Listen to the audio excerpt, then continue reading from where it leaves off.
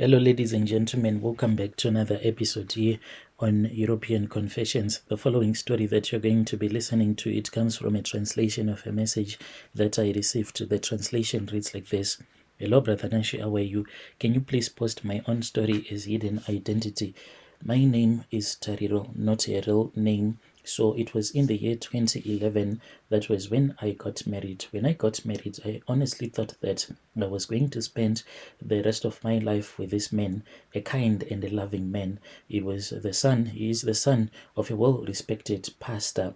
Our wedding day was quite a beautiful celebration. It was filled with the blessings and prayers of our families and the church and the community. I was so excited to start a new chapter in my life, to build a family and a future with my husband.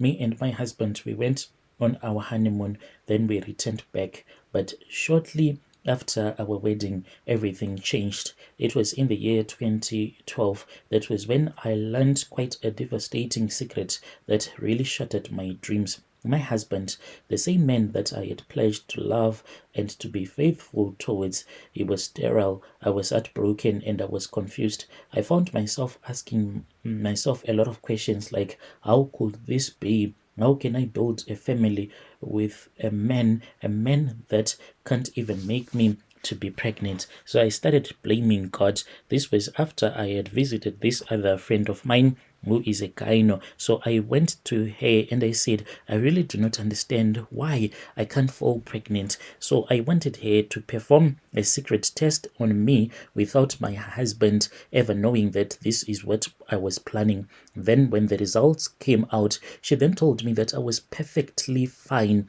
And the other reason that had made me to go to get tested, it was because my husband, he had another girlfriend. The woman had lied to him that she was pregnant for him. So I was so scared that in the end, maybe something was going to happen. So my friend told me that I was perfectly fine. But as for my husband, he is sterile. Like his semen, he does not have the strength to impregnate a woman. I was really shattered. I felt like my dreams were being broken.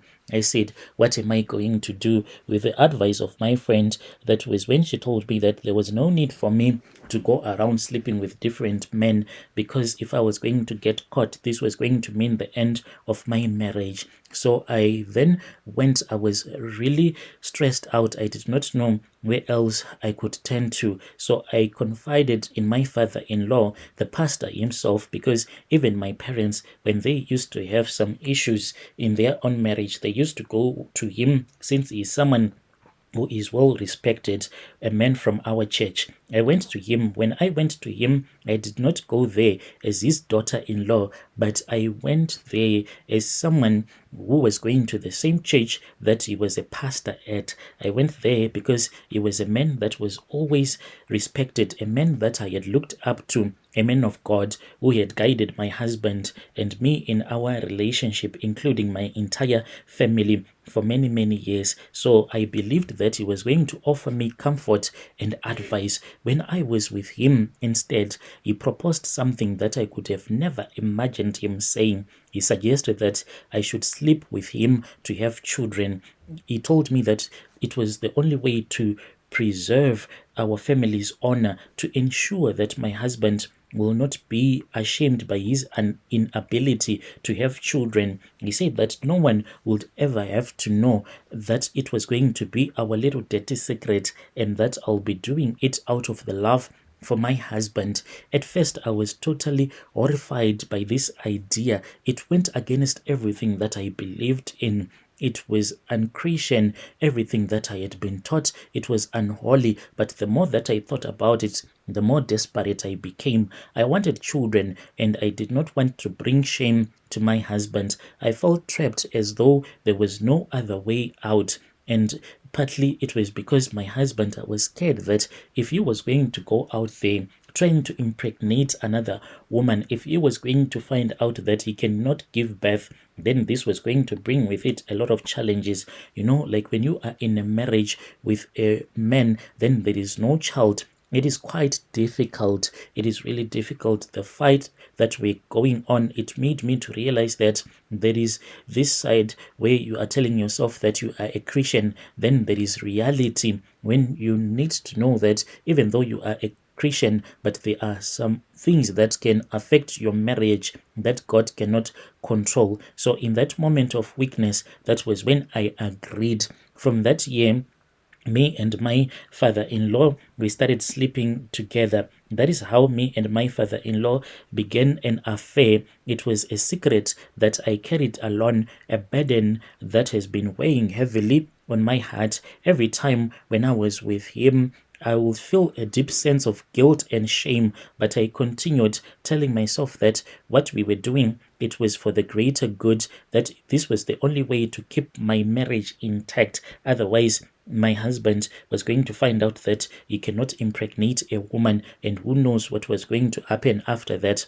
Over the years, I gave birth to 4 beautiful children. To the outside world, they were the children of my husband, the grandchildren of the pastor. But in my heart, I know the truth that they are not my husband's children, but his father's kids. I have watched as my husband playing with them and not even knowing that they are not his own children. The guilt has been growing heavier with each and every passing year, but I cannot bring myself to confess because my father-in-law has told me that what I did a good favor for him, because since my husband is the only son that he had, he said what was going to happen if you were going to die, my son was going to die, then I die. This meant that my family name was forever going to be forgotten. But look at you now, you have given me 3 sons and 1 daughter. Now more than a decade later, the weight of my secret, it has become so unbearable. I see my children innocent and full of life,